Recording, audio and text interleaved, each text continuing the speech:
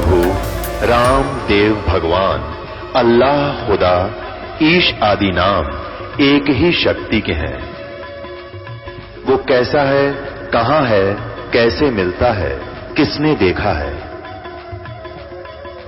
ये प्रश्नवाचक चिन्ह पूर्ण रूप से हटाने के लिए अवश्य सुनिए जगत गुरु तत्वदर्शी संत रामपाल जी महाराज के अमृत वचन, सर्व पवित्र धर्मों के पवित्र शास्त्रों के आधार पर। ये है सत्यार्थ प्रकाश।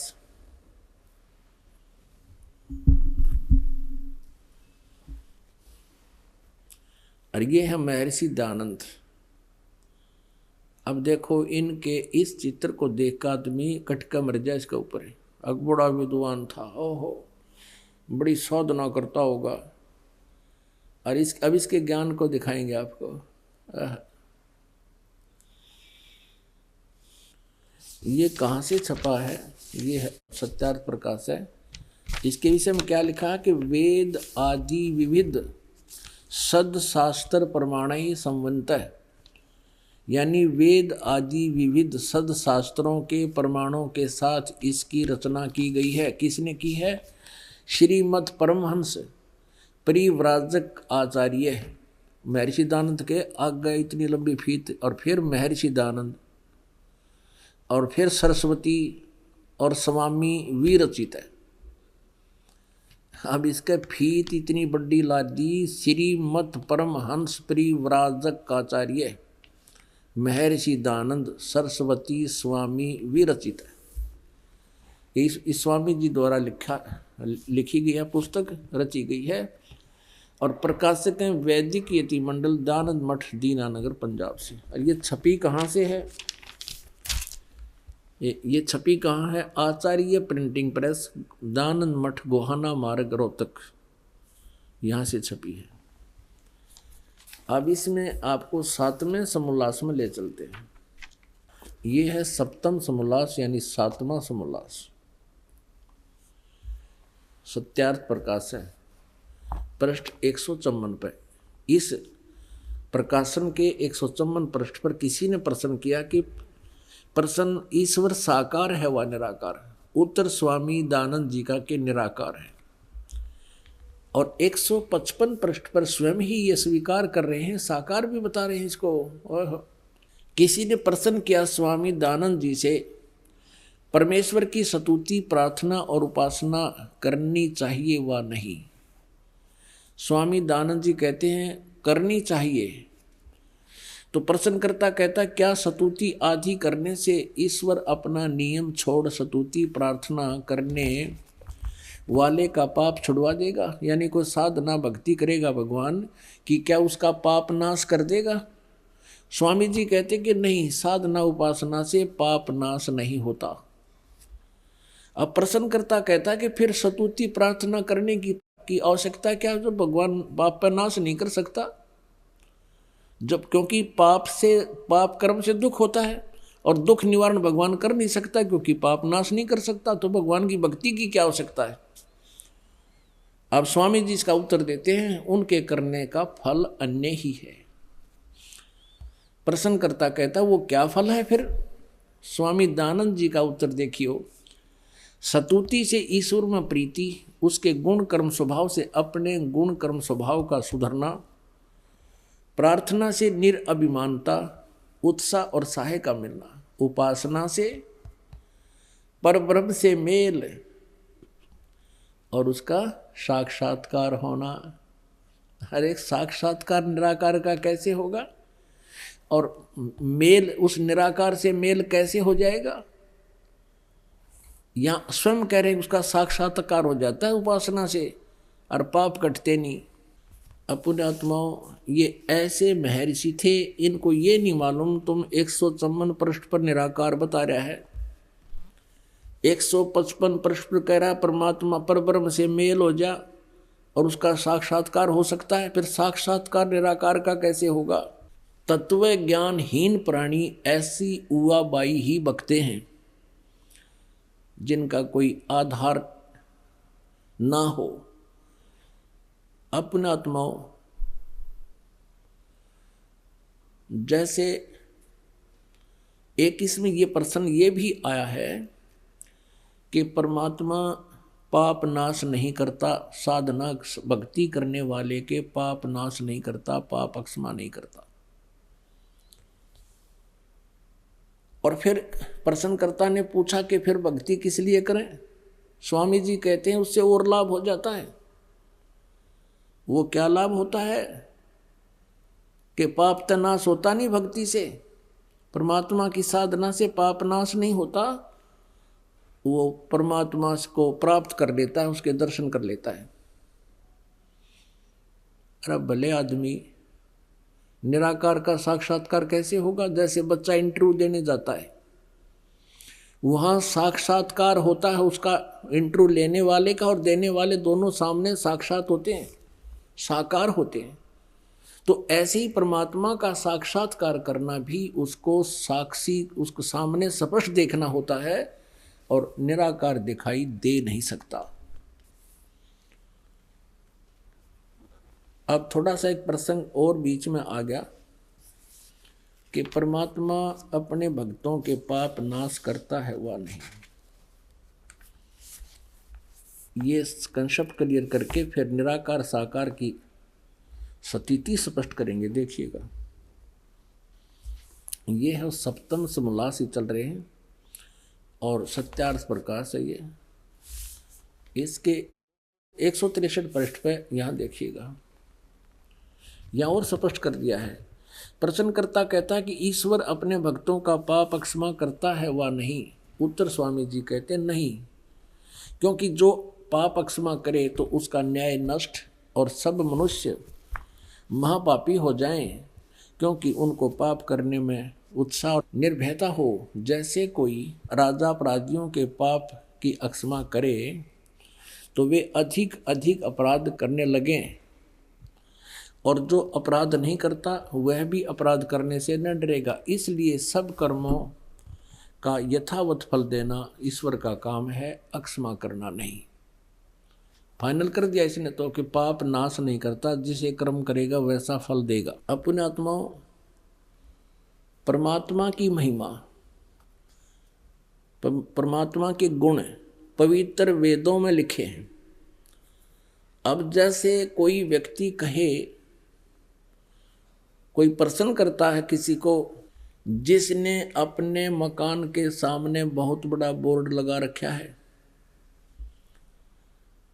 MBBS MS, और उससे कोई पूछता है कि क्या औषधि खाने से रोग नाश हो जाएगा, और वो सामने वाला जो इतना लंबा बोर्ड लगाए बैठा है, दुकान खोल रहा है डॉक्टर की, और वो ये कहे कि नहीं औषधि खाने से रोग नाश नहीं होता, अब सामने वाला कहेगा फिर औषधि खाने की आवश्यकता क्या है जब रोग नहीं कटे? रोग ही नहीं कटेगा। तो वो सामने वाला, वो नकली डॉक्टर वैद्य जवाब क्या देवे कि औषधि खाने से रोग तो नाश नहीं होगा लेकिन पहलवान बन जाएगा। तो क्या वो डॉक्टर है? क्या वो वैद्य हो सकता है? वो तो कोई गुट्टी लाए बैठा है, नकली बोर्ड ला रहा है। जो ये शब्द कहेगा कि औषधि खाने से रोग नहीं कटे, और फिर वो औषधि खानी चाहिए किस लिए? क्या लाभ है? कि पहलवान बन जाएगा। रोग कटे नहीं, मृत्यु हो जाए, पहलवान तो बन लिया फिर। तो ऐसे यदि दूसरा उदाहरण आपको देते हैं कि जैसे किसी ने बोर्ड लगा रखा है थोक साबुन विक्रेता, और साबुन की पूरी दुकान भर रखी है उसके साबुन के टुकड़ों की, और उससे कोई पूछता है क्या साबुन कपड़े का मैल नाश कर देगा? तो वो सामने वाला दुकानदार ये कहे कि नहीं, साबुन लगाना तो चाहिए पर वो कपड़े का मैल नाश नहीं करेगा। फिर सामने वाला स्वाभाविक बात है कहेगा, प्रश्न करेगा फिर साबुन प्रयोग करने का लाभ क्या? जब साबुन कपड़े का मैल नाश नहीं कर सकता तो क्या यूज है उसकी लगाने की, क्या लाभ है? और वो नकली फिर उत्तर दे कि कपड़े को मजबूत बना देगा। साबुन कपड़े का पाप मैल नाश तो नहीं कर सकता, लेकिन मजबूत बना देगा।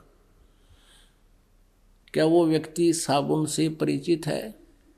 इससे सीधा उसने लकड़ी के गुटके दे रखे सारे और मूर्ख बना रहा दुनिया ने कपड़े में, उसमें कागज में लपेट के। तो ये सिद्धांत था इस महर्षि दानंद सरस्वती का, जो आर्य समाज का प्रवर्तक कहलाता है। इसको कह भी पता नहीं था वेदों का और भगवान का। अब यजुर्वेद में वो स्वयं अनुवाद कर रहा अपने कर कमल से। और यजुर्वेद में, क्योंकि वेद जो है परमात्मा का विधान है, परमात्मा की गुण है उसके अंदर, वो ऐसा ऐसा करता है।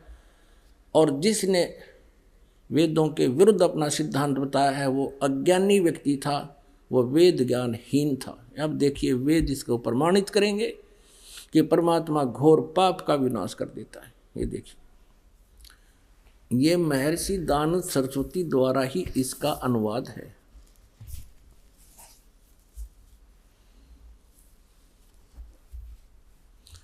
प्रकाशक हैं सर्वदेशिक आर्य प्रतिनिधि सभा 2/5 महर्षि दानंद भवन, रामलीला मैदान, नई दिल्ली से। यजुर्वेद आर्य भाषा भाष्य संपूर्ण 40 अध्याय महर्षि दानंद सरस्वती कृत, यानी दानंद जी के द्वारा इनका अनुवाद है। मुद्रक हैं Prince Offset Printers, 1510 Pataudi house, Daryaganj, नई दिल्ली से। अब देखिएगा, यजुर्वेद के 8वें अध्याय का 13वां मंत्र स्पष्ट करेगा। ये 8वां अध्याय और 241 पृष्ठ पे 8वें अध्याय का 13वां श्लोक। इसमें क्या लिखा है कि देव कर्तस्य एनस्य अवजनमसि, मनुष्य कर्तस्य एनस्य अवजनमसि, पितृ कर्तस्य एनस्य अवजनमसि, आत्म कर्तस्य एनस्य अवजनमसि, अनस्य अनस्य घोर, एनस्य अनस्य माने अपराध के अपराध, यानी घोर पाप के भी अवजनम। अब आपको इसका यहाँ दिखाते हैं 242 पृष्ठ पर इन्हीं का अनुवाद किया हुआ। ये 242 पृष्ठ पे, हे सबके उपकार करने वाले मित्र आप। अब यहाँ इसने मित्र शब्द प्रयोग कर लिया, यहाँ परमेश्वर ना लिखा, क्योंकि इसको पता था वेदों को पढ़ने वाला मुझ पर पूरा विश्वास करेगा। और मैंने यहाँ लिख दिया मित्र, तो वो ये समझेगा कि मित्र के बारे में लिखा है, भगवान के बारे में नहीं, इसलिए इसको पढ़ पढ़ा कर आगे चल पड़ेगा। आप दान देने वाले के अपराध के, अवजनम एनस्य माने अपराध के, अवजनम माने विनाश करने वाले, असी माने हो। मनुष्य कर्तस्य, साधारण मनुष्यों के किए हुए, एनस्य माने अपराध के, अवजनम माने विनाश करने वाले हो। पितृ कर्तस्य, पिता के किए हुए, एनस्य माने अपराध, यह अपराध ही लिखना चाहिए था, विरोधाचरण लिखा है। अच्छी प्रकार हरने वाले हो, नाश करने वाले हो। अपने किए हुए, एनस्य माने पाप के, एनस्य कहो, एनस्य का अर्थ पाप कहो, एनस्य माने अपराध कहो। एनस्य माने अपराध या पाप एक ही अर्थ होता है। एनस्य माने पाप के, दूर करने वाले, अवजनम माने नाश करने वाले, अवजनम विनाश करने वाले हो, अवजनम माने विनाश करने वाले हो।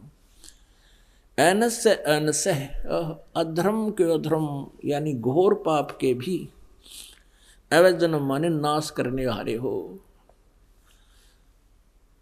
अब जानता हुआ मैं जो कुछ भी अधर्म आचरण किया करता हूँ या करूँ, अनजान में जो कुछ भी किया करता हूँ वह करूँ, उस सब एनस्य माने अपराध के, पाप के, दुष्ट आचरण के नहीं, पाप के आप अवजन माने नाश करने वाले हो। अब यहाँ मित्र शब्द लिख दिया इसने, यहाँ परमात्मा ने लिखा जीव को मूर्ख बनाने के लिए। अब देखो इन्हीं के शब्दों में, अब इसी महर्षि दानंद जी ने सत्यार्थ प्रकाश के प्रथम समोल्लास में भगवान के नामों की महिमा की व्याख्या की है, विवरण दिया है। उसी में आपको दिखाते हैं मित्र माने परमात्मा होता है। ये देखिए इन्हीं के शब्दों में, यह प्रथम समोल्लास है और पृष्ठ नंबर 18 पर, सत्यार्थ प्रकाश पृष्ठ नंबर 18 पर। यहाँ देखिए इन्हीं के विचारों में महर्षि दयानंद जी लिख रहे हैं, जो सबसे स्नेह करे, सबको प्रीति करने योग्य है, वह परमेश्वर सबका सच्चा मित्र है। इससे परमेश्वर का नाम मित्र है। तो जहां इसने मित्र शब्द लिखा है वहां हम लिखेंगे हे परमेश्वर आप, बस सीधी सी बात। अब मित्र मान इसने यहां लिख दिया हे सबके उपकार करने वाले मित्र आप, यजुर्वेद के 8वें अध्याय के 13वें मंत्र में। अनुवाद में गड़बड़ करने की चेष्टा की कि पढ़ने वाला यूं सोचेगा कि ये तो मित्र के बारे में लिखा है, भगवान के बारे में नहीं। ऐसा ही हमारे साथ, जैसे हमारा और इस आर्य समाज के आचार्यों का सन 2004 से वाद विवाद चल रहा था। समाचार पत्रों में विज्ञापन के माध्यम से हम लिखते थे, वो भी उत्तर देते थे। जहां इस दास ने ये लिखा था कि महर्षि दयानंद को वेदों का बिल्कुल ज्ञान नहीं था, ये कहता है कि पाप नाश नहीं कर सकते। इस 7वें समोल्लास में लिखा है भगवान की साधना से पाप नाश नहीं हो सकते। जबकि यजुर्वेद अध्याय नंबर 8 के श्लोक नंबर 13 में स्पष्ट लिखा है कि भगवान घोर पाप का भी नाश कर देता है। तो उन्होंने उत्तर दिया था कि रामपाल झूठ बोल रहा है। यजुर्वेद अध्याय नंबर 8 के श्लोक नंबर 13 के अनुवाद में महर्षि दयानंद ने मित्र के बारे में लिखा है, परमेश्वर के बारे में नहीं। यानी जनता को मूर्ख बनाना उनका उद्देश्य था, लेकिन वो भूल गए कि अब आज से 150 वर्ष पहले वाला भारत नहीं है। अब हम स्वयं शिक्षित हैं, परमात्मा ने दया बख्शी है, प्रत्येक भारतवासी आज अक्षर ज्ञान युक्त है। और इनसे जिसा भी अनुवाद बना इन्होंने अनुवाद किया है, और इनसे नहीं अनुवाद हुआ वो ये दास करेगा और बता रहा है, क्योंकि सूक्ष्म वेद में वो पहले ही लिखा परमात्मा की वाणी में। अब देखो यही यजुर्वेद 8वें अध्याय का 13वां श्लोक,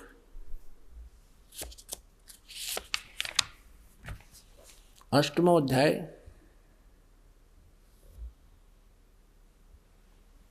और ये हमने पढ़ा 13वां श्लोक मंत्र।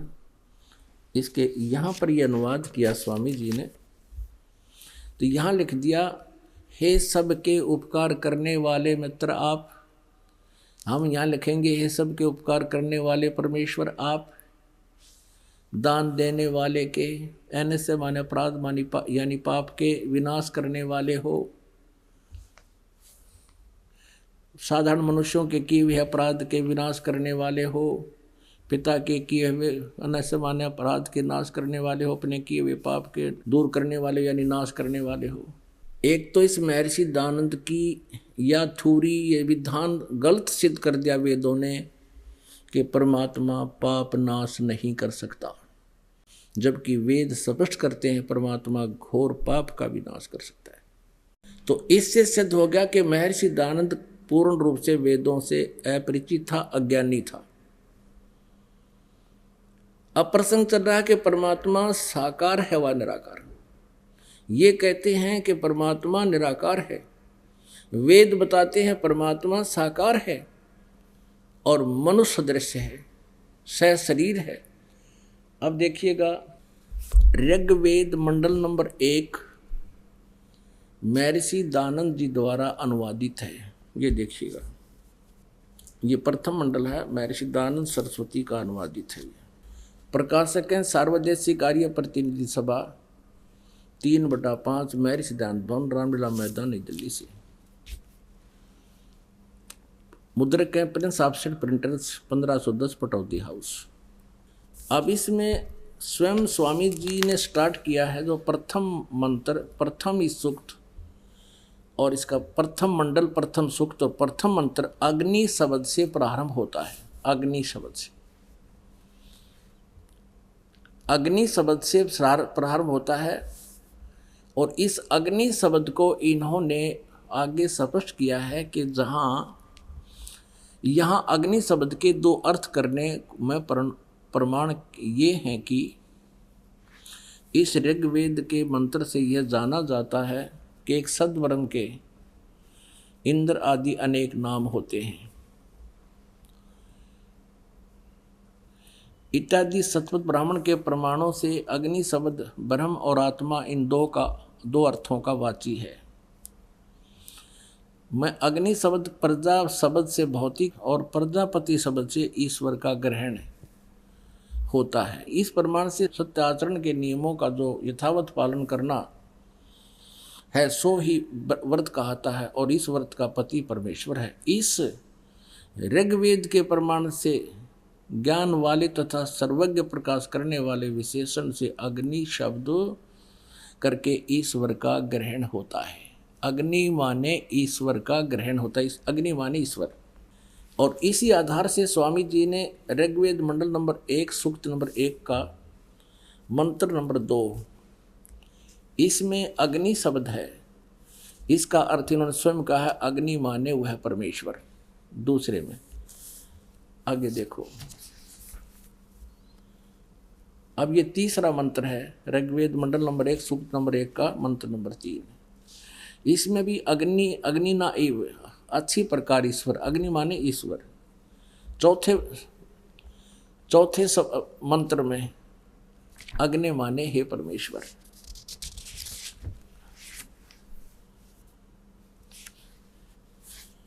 और 5वें में अग्नि शब्द नहीं है, छठे में देखिएगा, छठे में अग्नि माने हे परमेश्वर। और फिर 7वें में ऋग्वेद मंडल नंबर 1 सूक्त नंबर 1 मंत्र नंबर 7 में अग्नि माने हे उपासना के करने योग्य परमेश्वर। अब 8वां अग्नि शब्द नहीं है, 9 में अग्नि माने ज्ञान स्वरूप परमेश्वर। अब पुण्यात्माओं, अब स्वामी दानंद जी खुद अग्नि माने अग्नि या अग्नि का अर्थ कर रहे हैं कि अग्नि माने वेदों में जहाँ भी ये है वो परमेश्वर का ग्रहण होता है। और सत्यार्थ प्रकाश में भी भगवान के नाम को प्रमाणित करने के लिए इन्होंने अग्नि माने परमेश्वर ही शब्द का किया है। अब फिर दानंद जी के सत्यार्थ प्रकाश में भी देखते हैं अग्नि माने ये क्या बताना चाहते हैं। देखिएगा, ये सत्यार्थ प्रकाश है और ये कहाँ से छपा है ये आपको बताया था, वैदिक यति मंडल, ये इसका प्रकाशक है मुद्रक आचार्य प्रिंटिंग प्रेस, दानंद मठ गोहाना मार्ग, रोहतक से। इसके पृष्ठ नंबर 16 पर देखिएगा, सत्यार्थ प्रकाश। ओम और अग्नि आदि नामों के मुख्य अर्थ से परमेश्वर का ग्रहण होता है। ओम और अग्नि आदि नामों का अर्थ, मुख्य अर्थ से परमेश्वर का ग्रहण होता है। यानी अग्नि माने जहाँ भी हो परमेश्वर समझना चाहिए मुख्य तौर पर। अब 17 पे है, पृष्ठ नंबर 17 पे प्रथम समोल्लास में, जो ज्ञान स्वरूप सर्वज्ञ जानने, प्राप्ति होने और पूजा करने योग्य है, इससे परमेश्वर का नाम अग्नि है। वाह! इस महर्षि दानंद जी ने केवल 1.5 वेद का अनुवाद किया, उसके बाद इनकी मृत्यु होगी। उसके बाद शेष जो 2.5 वेद थे वो इन्हीं के द्वारा दी गई इंस्ट्रक्शन के आधार से, हिदायतों के आधार से अन्य आचार्यों ने अनुवाद किया है। देखिएगा, उनमें से एक सामवेद अनुवाद किया गया। ये यजुर्वेद और सामवेद इकट्ठा ही जल्द किया गया है। अनुवाद करता इसमें भिन्न भिन्न है। हम सामवेद का अनुवाद करता देखते हैं।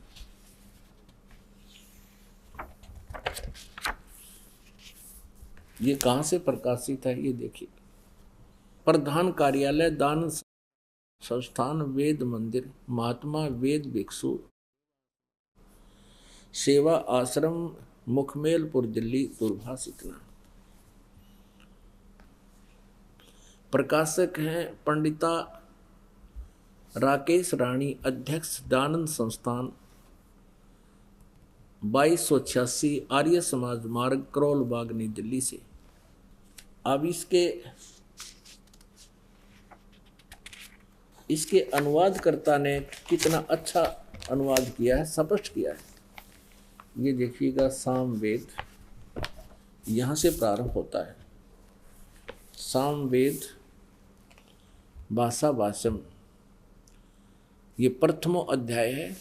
और इसके देखिए मंत्र, इसके प्रथम मंत्र में अग्नि माने हे ईश्वर, दूसरे मंत्र में अग्नि माने हे परमेश्वर, और तीसरे मंत्र में अग्निम माने ईश्वर को, यानी अग्नि माने ईश्वर, और चौथे मंत्र में अग्नि माने परमेश्वर, पांचवें मंत्र में अग्नि माने हे ईश्वर, और छठे मंत्र में अग्नि माने हे ईश्वर, और सातवें मंत्र में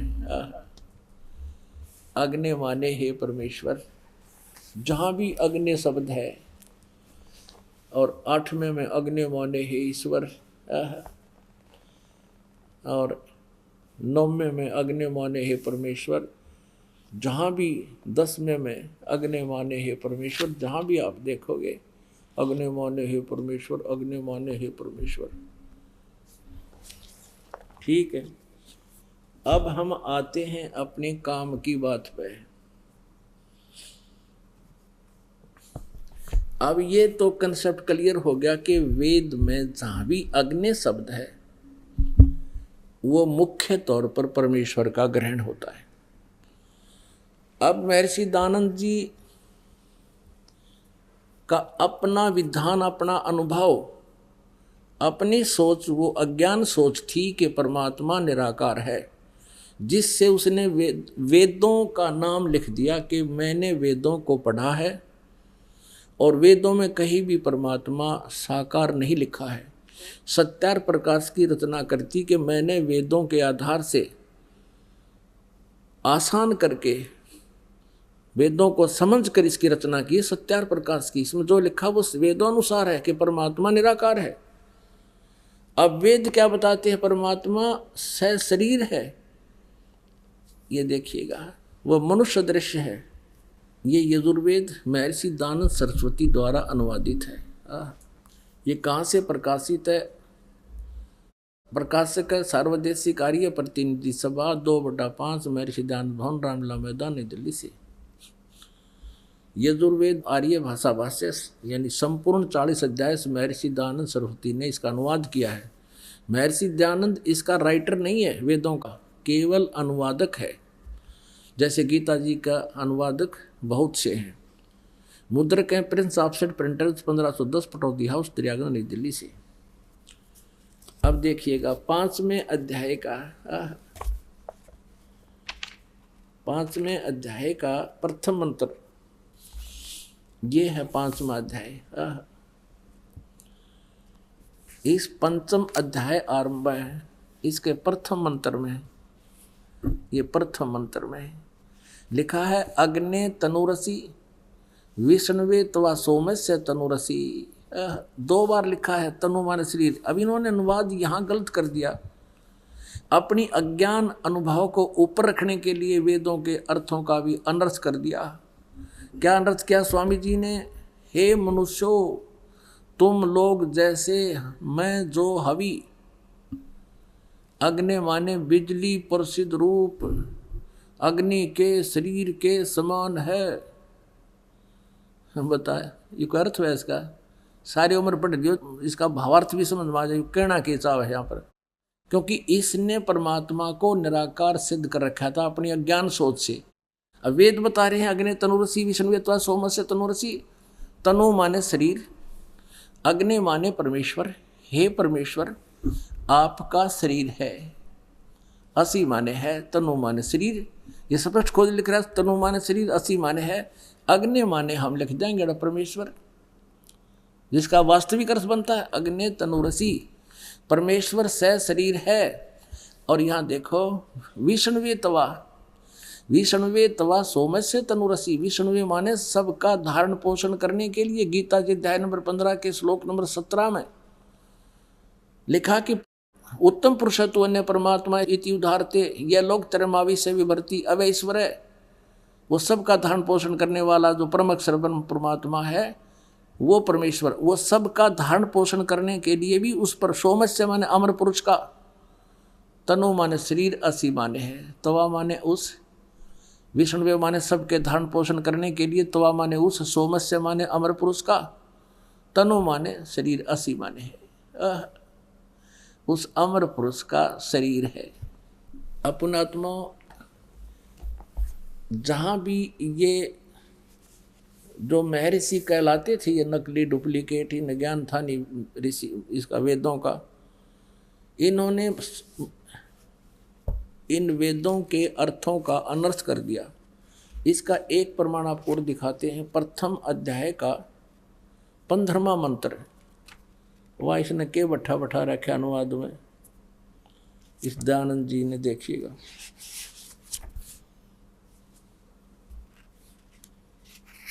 ये देखिए, ये और दिखाते हैं आपको। फिर कई प्रमाण देंगे परमात्मा का कि साकार है। ये देखिएगा, यजुर्वेद भाषा भाष्य, और ये प्रथम अध्याय का, ये प्रथम अध्याय है और इसका 15वां मंत्र है। इसका भी स्टार्ट है अग्ने तनुरसी। अग्ने माने परमेश्वर, तनु माने सहशरीर, असी माने है। वाचो विसर्जनम देव वित्ते तवा गृह में वृद्ध ग्राहा असी। अब इसका अनुवाद क्या किया है इसने? पहले तो ये देखिएगा कि अग्ने तनुरसी वाचो विसर्जनम तवा, इन शब्दों का अर्थ ही नहीं किया। इसमें अग्ने तनुरसी कहीं पर भी अनुवाद नहीं है। ये जो हाईलाइट कर रखे हैं ये संस्कृत है, इसमें कहीं अग्ने शब्द नहीं है और तनुरसी नहीं है, कि इसमें कहीं भी अग्ने शब्द नहीं है। अग्ने तनुरसी कहीं पर भी नहीं है। अर्थ नहीं करा, क्योंकि पोल खुलती दिखे थी, फिर आगे वो 2 बार लिखा पाया, इसने करना पड़ा उलट सुलट सा। अब यहाँ क्या अनुवाद कर रहा है इसमें? प्रथम अध्याय के 15वें मंत्र में, मैं सब सज्जनों के हित जिस हवि अर्थात पदार्थ के संस्कार के लिए बड़े बड़े पत्थर हैं और काठ के मूसल आदि पदार्थ विद्वान व दिव्य गुणों के लिए उस यज्ञ को श्रेष्ठ गुणों के प्रकाश और श्रेष्ठ विद्वानों व विविध भोगों की प्राप्ति के लिए ग्रहण करता हूँ। ये कोई अर्थ बना इसका? बड़े बड़े पत्थर और काठ के मूसल ग्रहण करता हूँ। भगवान शर्मा मारेगा पत्थरा का और काठ के मूसला का। इसका अर्थ कोई अन्य बनता है जो महर्षि दयानंद नहीं समझ सके, वो दास ने किया है। फिर पढ़ लो इसका क्या अर्थ बना। कोई बात हुई, बड़े बड़े पत्थर और काठ के मूसल जो मैं ग्रहण करता हूँ, भगवान कहे है। अब हम फिर आते हैं अध्याय नंबर 5 के श्लोक नंबर 1 पर। अब देखिएगा यजुर्वेद, ये 5वां अध्याय का हमने प्रथम मंत्र देखा, अग्ने तनुरसी विष्णुवे तवा सोमस्य तनुरसी। हम भी इसका अनुवाद आसानी से कर सकते हैं कि परमात्मा आपका शरीर है और सबका धारण पोषण करने के लिए भी आपका अन्य शरीर है, क्योंकि वो अतिथि रूप में, अतिथम असी, यानी वो अतिथि रूप में यहाँ आता है कुछ समय के लिए, उसके लिए उनका अन्य शरीर है। और आगे देखना, इस 5वें अध्याय का ये 6ठा मंत्र आपको दिखाते हैं इन्हीं के शब्दों में। आए है, कहते हैं चोर चुरावे तुम बड़ी वो गाड्डे पानी में, वो गाड्डे व ऊपर आव न सच्चाई छनी ना। यहाँ देखिएगा 5वां अध्याय यजुर्वेद महर्षि दयानंद जी का अनुवाद। यह देखना 6ठे में 5वें अध्याय का 6ठा मंत्र। जिसलिए अग्ने, खुद लिख रहा है अग्ने वर्तपते, यानी जगदीश्वर आप, वह बिजली, ये बिजली के लड़ाई दी इसमें, आप, आपका बिजली, परमेश्वर या बिजली, दोनों लिख लिए, बिजली भी, सत्य धर्म आदि नियमों के पालन करने वाले हैं। इसलिए उस आप व बिजली में मैं पूर्वोक्त व्रतों के पालन करने वाले क्रिया वाला होता हूँ। जो यह तव माने आपका, आप और उसकी नहीं, आप तव माने आपका, तनु माने शरीर है, इसने रांद काट दी, विस्तृत व्याप्ति है। आप, तव माने आपका, यह आपका, तनु माने शरीर है, वह मुझ में जो यह मेरा शरीर है, भगवान का भी शरीर है और मुझ में मेरा शरीर है। सो आप व उसमें जो ब्रह्मचर्य के व्रत, अब सिद्ध हो गया कि भगवान का भी शरीर है और जो बोलता है उसका भी शरीर है। आगे देखिए, ये है यजुर्वेद अध्याय नंबर 5 का और मंत्र नंबर 8 है। इसमें ये मंत्र नंबर 8 है, इसमें 3 बार तनुर असी लिखा है 8 का। हे मनुष्य लोगों, तुमको यह जो इस अग्नि, बिजली रूप लिख दिया, अग्नि माने परमेश्वर लिखना यहाँ पर, परमेश्वर का अग्नि नहीं, परमेश्वर का स्वर्ण आदि सोने आदि में सोने अत्यंत बड़ा अभ्यंतर रहने वाला तनु माने शरीर है। तुम, हे मनुष्य लोगों, तुमको जो इस परमेश्वर का, अग्नि का नहीं, परमेश्वर का जो अत्यंत बड़ा शरीर है, शरीर यहाँ है लिखना चाहिए, शरीर है, और भयंकर वचन को नष्ट करता है, उत्तमता से सेवन किए हुए अन्न को, ये बकवास कर रखी है सारी। इस अग्नि माने परमेश्वर का अत्यंत विस्तीर्ण अभ्यंतर में सतीत होने, लोकों में सोने वाला है, यानी लोकों में सोना में, अन्य लोकों में भी जब वो जाता है उसका शरीर है। और तीसरी बार फिर लिखा हुआ, इसका इसने अनुवाद नहीं किया, शर्मा गया यू, अकड़े सी छुपाऊं। देखो इस मूल संस्कृत में 3 भगत तनुर, तनु, ये तनु है, वरिष्ठा, तनु वरिष्ठा एक, और मूल संस्कृत में यहीं पर है, ये दूसरा तनु वरिष्ठा, और तीसरा फिर ये तनु वरिष्ठा है। इसका अलग अलग इसने केवल 2 बार लिखा, तनु माने शरीर, तनु माने शरीर, और तीसरी बार इसने शर्म आ गई, अनुवाद छोड़ दिया। 150 साल हो गए इसके अनुवाद को ऐसे एजिटी चलते हुए को। यजुर्वेद अध्याय नंबर 7 के मंत्र 39 में उसमें लिखा है कि नरवत मनुष्य के तुल्य परमात्मा। ये देखिएगा, यही अनुवाद कर रहा है लेकिन गोलमोल कर रहा है। यही महर्षि दयानंद सरस्वती द्वारा ही इसका अनुवाद किया गया है। 7वें अध्याय का 39वां श्लोक आपको दिखाते हैं, ये देखिएगा। ये है 7वां अध्याय यानी 7वां अध्याय और यजुर्वेद, और इसका 39वां मंत्र 39। इसमें लिखा कि महान इंद्र नरवत आ, इस दय को तय बनाते हैं, ये इसका संधि छेद करते हैं, जब इसने भी ऐसा ही किया है। नरवत महान माने सर्वोत्तम अत्यंत पूज्य है, नरवत माने मनुष्य के तुल्य, मनुष्य के तुल्य परमात्मा है। इंद्र, हे भगवान जगदीश्वर, जिस कारण आप योगाभ्यास के ग्रहण करने योग्य हैं, ऐसे ऐसे। अब यहाँ लिखना था ए महान इंद्र, महान इंद्र नरवत, हे बड़े, महान माने बड़े, इंद्र माने परमेश्वर, नरवत मनुष्य के समान, मनुष्य के समान, मनुष्य के तुल्य आप अपना हो और अपना सब कार्य करते हो। अच्छी प्रकार सब मनुष्यों के सुख को परिपूर्ण करने के व्यवहार और परमार्थ के ज्ञान को बढ़ाने वाले 2 प्रकार के ज्ञान से संयुक्त कर, इसने तड़ंगा कर रखा है। बाकी हमने ये देखना है कि परमात्मा जो है वह परमेश्वर, हे जगदीश्वर, जिस कारण आप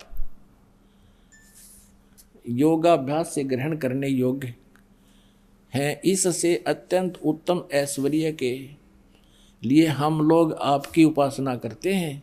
यह उपासना हमारे लिए कल्याण का कारण है। इससे तुमको परम ऐश्वर्य पाने के लिए हम सेवन करते हैं। जो महान इंद्र, महान सर्वोत्तम अत्यंत पूज्य मनुष्य के समान के तुल्य अच्छे प्रकार, यानी इसका अर्थ ये कि वो परमात्मा आप आपकी पूजा करते हैं और आप मनुष्य के तुल्य हैं, आप परम पूज्य हैं, ये महान इंद्र। और दिखाते हैं आपको ऋग्वेद मंडल नंबर 1 और सूक्त नंबर 31 का मंत्र नंबर 17 में मनुष्यवत अग्नि, मनुष्य के तुल्य परमात्मा। ये देखिए ऋग्वेद, ये भी दानंद सरस्वती का ही अनुवाद है, प्रथम मंडल। और ये कहाँ से प्रकाशित है? सर्वदेशी कार्य प्रतिनिधि सभा 3/5 महर्षि सिद्धांत भवन, रामलीला मैदान, नई दिल्ली से। ऋग्वेद मंडल नंबर 1 सूक्त नंबर 31। ये देखिएगा ऋग्वेद मंडल नंबर 1 सूक्त नंबर 31 का मंत्र नंबर ये 17 है। इसमें स्पष्ट है मनुष्यवत अग्नि, मनुष्यवत अग्नि, अंगीरसवत अंगीरा है। इसने क्या लिखा है? मनुष्यवत, मनुष्यों के जाने आने के समान मनुष्यवत, इसका अर्थ लिखा है इसने मनुष्यवत अग्नि। अग्नि माने परमेश्वर, हम स्पष्ट कर चुके हैं। मनुष्यवत माने मनुष्य के समान, मनुष्य के तुल्य परमेश्वर। आप सर्व अंग सहित हो और प्रत्येक युग में आते हो, पूर्व भी आते रहे हो। उस पूर्व की तरह एक बार आप फिर आइए, क्योंकि आप अपने, ये देखिए जैसे उत्तम पूर्वत माने पहले की तरह फिर से आइए। यह लिखना है हे पवित्र प्राणों के समान धारण करने वाले परमेश्वर, लिखना था, अध्यक्ष लिख दिया। हे पवित्र अंगीरह माने शरीर, शरीर धारण करने वाले, विद्याओं से सर्वत्र व्यापक, ये अग्नि माने परमेश्वर। अब पूर्ववत जैसे उत्तम पृष्ठा वाले हैं, यहाँ देखो शरीर व्यापक प्राण वायु के सदृश राज्य क्रम बकवास के गढ़ किया है इसने। अंगिरसवत माने सह शरीर, शरीर की तरह आप जैसे आम व्यक्ति होता उस तरह शरीर धारण करते हो और आप विद्वानों के अति चतुर मनुष्य को अच्छे प्रकार प्राप्त कीजिए। उस मनुष्य को विद्या आदि कर्म और प्राप्ति के लिए मनुष्यवत माने लिख दिया, मनुष्यों के आने जाने के समान, मनुष्य के समान लिखना था। और वो आप अपने जैसे पुरुष यज्ञ के साथ कर्मों को सिद्ध करते कराते हैं, जैसे उत्तम प्रतिष्ठा वाले विद्वान विद्या के देने वाले होते हैं। इसका वास्तविक अर्थ तो ये है, ऋग्वेद मंडल नंबर 1 और सूक्त नंबर 31 मंत्र 17 का स्पष्ट अर्थ ये बनता है, हे परमेश्वर आप मनुष्य के तुल्य हैं और आप पहले भी आते रहे हैं। उस पहले की तरह फिर उसी तरह उस सुंदर शरीर धारण किए हुए आप आइए। आप जो पहले यथार्थ ज्ञान देकर चले जाते हो, एक बार पुनः यहाँ आइए और हमें फिर से उस ज्ञान से परिचित कराइए। ये परमात्मा का विधान है। अब आपको दिखाते हैं ऋग्वेद मंडल नंबर 9 सूक्त नंबर 86 का और 26 और 27। ऋग्वेद मंडल नंबर 9 सूक्त 82 का 1, 2, 3। अब समय के अभाव के कारण इसको आपको बहुत शॉर्ट में समझाएंगे। ये देखिएगा ऋग्वेद मंडल नंबर 9, प्रकाशक हैं सर्वदेशी कार्य प्रतिनिधि सभा, महर्षि सिद्धांत भवन, रामलीला मैदान, नई दिल्ली से। और ये छपा कहाँ से? यहाँ से, प्रिंस ऑफसेट प्रिंटर्स, मंडल नंबर 9 सूक्त नंबर 86 का। ऋग्वेद मंडल नंबर 9 सूक्त नंबर 86 और मंत्र नंबर 26। यज्ञ करने वाले यजमानों के लिए परमात्मा सब रास्तों को सुगम करता हुआ, उनके विघ्नों को, उनके संकटों को मर्दन करता है, नाश कर देता है, और उनको पवित्र करता हुआ और अपने रूप को सरल करता हुआ, साकार हुआ, अपने रूप को सरल करता हुआ हल्का तेज पुंज का रूप बनाकर आता है, वह कांतिमान परमात्मा। इन्होंने कवि का अर्थ सर्वज्ञ कर दिया। यहाँ लिखना था वो कबीर है, वो कबीर देव है। ये कबीर शब्द है, हम इसको कबीर कहते हैं, कबीर वह को वह बोलते हैं। इसका अर्थ इन्होंने कवि कर दिया और कवि बनाकर इसका अर्थ कर दिया सर्वज्ञ। यहाँ लिखना था कबीर देव। इन्हीं के शब्दों में पुण्यात्माओं, परमात्मा ने आपका जो जन्म अब दिया है मनुष्य का, स्त्री या पुरुष का, धन्य आपके माता पिता को जिनसे जन्म हुआ, क्योंकि अब हम परमात्मा को आसानी से पहचान सकते हैं। हम शिक्षित हैं और इन अज्ञानियों ने जो अनर्थ कर रखे हैं उनको हम आसानी से समझ जाएंगे कि यहाँ इन्होंने गड़बड़ कर दी जानबूझ के। और आज शिक्षा का यदि कोई लाभ है तो भगवान पाने में सहयोग है, अन्यथा इस शिक्षा की कति आवश्यकता नहीं थी। इसने बेईमान बना दिए, हम एक दूसरे के शत्रु बना दिए, 24 घंटे मन में दोष रहता है और उसको अब सेट करने में बहुत समय लग रहा है हमारे को, लेकिन अब हो जाएगी, सारी सेटिंग भी हो जाएगी, ज्ञान हो जाएगा, परमात्मा से हमें घना लाभ मिलने लग जाएगा, तो हम सब बुराइयां त्याग देंगे। तो इस शिक्षा का अगर लाभ है तो परमात्मा पाने में अति सहयोग है।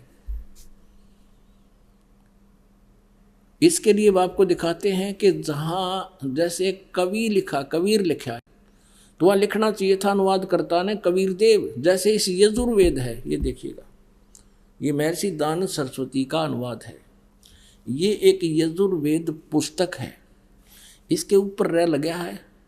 यहाँ अगर 2 अपसर्ग लगा दी जाए तो भी ये यजु, अगर ये अकेला शब्द भी कहीं पर है, ये वेद ना लिखा हो तो भी इसकी महिमा कहीं हो रही हो, तो हमने यजुर्वेद लिखना पड़ेगा।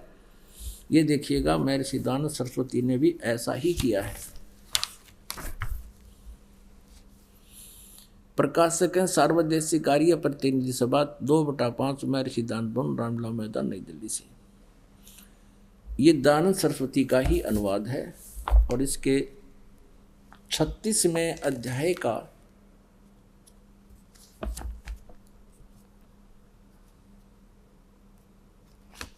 ये देखो,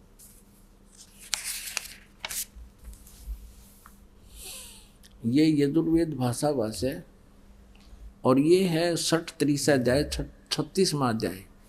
इसके प्रथम मंत्र में लिखा है रचम वाचम परपधे मनो यजु। ये यजु लिखा है, यजु, और ये यजुर्वेद की महिमा है। तो यहाँ इस दानंद ने अनुवाद करते समय यहाँ ठीक अनुवाद किया है। यहाँ लिखा है, इस यजु का अर्थ लिख दिया यजुर्वेद को। ओह, बहुत ठीक किया, यजु शब्द लिख दिया, इसका यजुर्वेद लिखना पड़ा इसने, क्योंकि यजुर्वेद की महिमा चल रही है। और यदि यहाँ यजु का अर्थ कुछ अन्य कर दिया जाए तो यजुर्वेद को कैसे पहचानेंगे, किसकी महिमा है ये। ठीक इसी प्रकार अब हम आते हैं ऋग्वेद में। अब हम इसी प्रकार अब हम ऋग्वेद में, जहाँ परमात्मा कबीर, इन्होंने कबीर लिख दिया, कबीर को कवि कर दिया, उसका अर्थ सर्वज्ञ कर दिया, गलत कर दिया। यहाँ लिखना था वो कबीर देव है, वो कबीर साहब। हम कबीर साहब कहें, देव माने साहब कहो, भगवान कहो, अल्लाह कहो। ये देखिए ऋग्वेद। अब हम ऋग्वेद पर आते हैं, क्योंकि बीच में ये कंसेप्ट क्लियर करना था, इसलिए यजुर्वेद लिया था बीच में। ये वही है, ये यहाँ से ये छपा है, प्रकाशक है। अभी हम पढ़ रहे थे इसको, वही है। ये देखिएगा ऋग्वेद मंडल नंबर 9 सूक्त 86 का मंत्र हम 26 पढ़ रहे हैं। देख कितना स्पष्ट है इसमें। ये कबीर लिखा, कबीर अत्यय, तो इसको इन्होंने ऐसा लिख दिया, 2 अपसर्ग लगा दिए, तो फिर भी यहाँ लिखना था वो कबीर देव, कबीर देव लिखना था। जैसे ये है ऋग्वेद मंडल नंबर 9 सूक्त 20, इसका मंत्र नंबर 1 में यहाँ लिखा है वो कबीर देव, कबीर देव, वो कबीर देव। ये कबीर साहब लिखना चाहिए था, कबीर परमेश्वर। तो यहाँ केवल कबीर लिखा है, तो अभी ये कबीर देव ही लिखना पड़ेगा। यज्ञ करने वाले यजमानों के लिए परमात्मा, यज्ञ करने वाले यजमानों माने साधना करने वाले भक्तों के लिए परमात्मा सब रास्तों को सुगम करता हुआ उनके विघ्नों को मर्दन करता है, उनके संकटों का नाश कर देता है और उनको पवित्र करता हुआ और अपने रूप को सरल करता हुआ वह कांति में, यानी परमात्मा कबीर देव, वो लिखना था, वह कबीर देव, कबीर साहब विद्युत के समान क्रीड़ा करता हुआ, यानी बहुत शीघ्र गति से चलता हुआ वर्णीय पुरुष को प्राप्त होता है, श्रेष्ठ अच्छी आत्मा को मिलता है, गति करके वहां से चल कर आता है। ये देखिएगा अब 27 में ऋग्वेद मंडल नंबर 9 सूक्त नंबर 86 मंत्र 27 में क्या कहा है कि प्रेम की वे, हम यहाँ लिखेंगे जो परमात्मा प्रकाश पुंज परमात्मा, फिर यहाँ लिखे जो परमात्मा झूलोक के तीसरे पृष्ठ पर विराजमान है, एक देशीय है, एक स्थान पर रहता है। झूलोक के, उस तेजो में लोक के, सतलोक के तीसरे पृष्ठ पर विराजमान है, वो प्रकाश रूप है।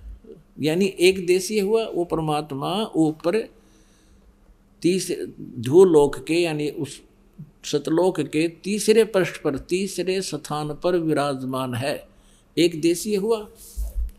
आगे देखो, अब आपको दिखाते हैं ऋग्वेद मंडल नंबर 9 सूक्त नंबर 82 और मंत्र 1 2 3 में। ये देखिएगा ऋग्वेद मंडल नंबर 9 सूक्त नंबर 82 और यहाँ आते हैं मंत्र नंबर 1। देखना कितना स्पष्ट लिखा है कि जो सर्व उत्पादक प्रभु, यानी सबकी उत्पत्ति करने वाला प्रकाश रूप, अरुष माने वो साकार परमात्मा, सद्गुणों की वृष्टि करने वाला, हरि माने पापों का हरण करने वाला। अरियुदानंद मठ कह रहा था मेरा पाप नाश नहीं करता, या फिर लिख रहे हैं पापों का हरण करने वाला, पापों का नाश करने वाला, वह राजेव, राजा के समान। ये देखना हम 269 यानी 269 पे, और यहाँ पर लिखा है कि वो राजेव, राजा के समान। इसका शेष है 270 पे, ये है शेष 270 पे। ऋग्वेद मंडल नंबर 9 सूक्त 82 का मंत्र हम 1 पढ़ रहे हैं, 270 पे। राजा के समान दर्शनीय है, दर्शनीय देखने योग्य है, राजा के समान साकार है, मनुष्य दृश्य है, वह पृथ्वी आदि लोक लोकांतरों के चारों ओर शब्दमान हो रहा है। वह वर्णीय पुरुष को, ओह श्रेष्ठ, वर्णीय माने श्रेष्ठ भक्त पुरुष को, व्यक्ति को, जो दृढ़ भक्त है उसको पवित्र करता हुआ प्राप्त होता है। जिस प्रकार विद्युत स्नेह वाले स्थानों को आधार बनाकर प्राप्त होता है, और वो उसका उद्देश्य क्या होता है ये देखिएगा दूसरे मंत्र में, वो किस उद्देश्य से आता है वो परमात्मा। ये कबीर शब्द है यहाँ पर, कबीर मूल पाठ में कबीर वेदस्य, ये परमात्मन उपदेश करने की इच्छा से आप महापुरुषों को प्राप्त होते हो, सच्चा ज्ञान देने के लिए आते हो, और आप कांति अत्यंत गतिशील पदार्थ के समान हमारे आध्यात्मिक यज्ञ को प्राप्त होते हो, यानी अत्यंत गतिशील पदार्थ के समान, यानी बिजली जैसी गति से आप चलते हो। आप ये फिर सर्वज्ञ लिख दिया, आप कबीर देव हैं, आप कबीर साहब हैं, शुद्ध स्वरूप हैं। आगे आगे आप पापों को दूर करके, हे सोम, हे अमर परमात्मा, आप हमको सुख दें अपने आत्माओं। इसमें स्पष्ट कर दिया है कि वो परमात्मा राजा के समान देखने योग्य है। राजा तो मनुष्य जैसा ही होता होगा और कौन सा वो पत्थर जैसा होता है। और वो स्पष्ट कर दिया है कि वो परमात्मा तीसरे धाम में रहता है और वहाँ से गति करके आता है, अच्छी श्रेष्ठ आत्माओं को मिलता है और उनको तत्व ज्ञान से परिचित कराता है। वो किस किस को मिला? हम सुल्तानी नानक तारे दादू को उपदेश दिया, जात जुलाहा भेद न पाया, काशी माहे कबीर हुआ। वो परमात्मा किन किन अच्छी आत्माओं को मिले? आदरणीय धर्मदास साहिब जी को मिले, आदरणीय मलुकदास साहिब जी को मिले, आदरणीय नानक साहिब जी को मिले।